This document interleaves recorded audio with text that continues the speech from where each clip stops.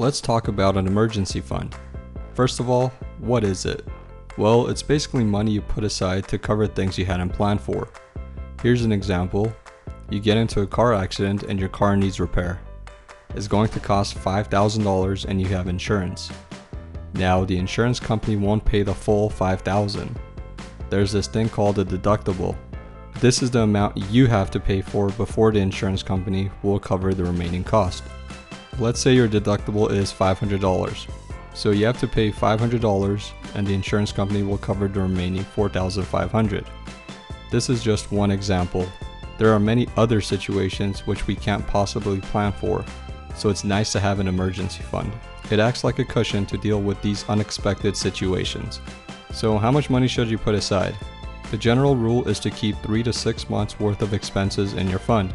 If you already have a budget, you will find your monthly expenses listed there. If you don't already have a budget, you'll have to take some time to figure out what your monthly expenses are. It's not uncommon for a typical household to have monthly expenses of $3,000 or more.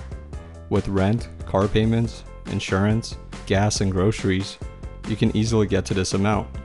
So if we follow the general rule, that's going to be between $9,000 and $18,000 for the typical household. That's a lot of money, and it can be discouraging, especially if you don't have anything set aside right now. So start small. Have a mini $500 emergency fund and build up from there. Imagine if you lost your job. Now I know that's not fun to think about, but it can happen. How would you feel if you had no money set aside?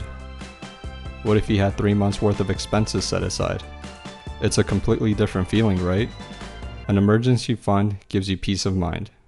So where's a good place to keep the money? At the bank? In a shoebox under the mattress? It's not as important where you put it, but it should be separate from your regular spending account. Most likely, your regular spending account will be your checking account. If that's the case, you can open a separate savings account and keep the money there.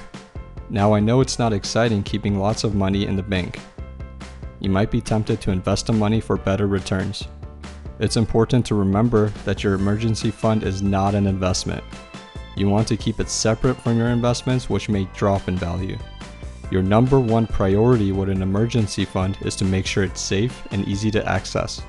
Earning interest and making money is secondary. Those are the basics of the emergency fund. Do you have one set up already? How much would you need to cover 3 to 6 months worth of expenses?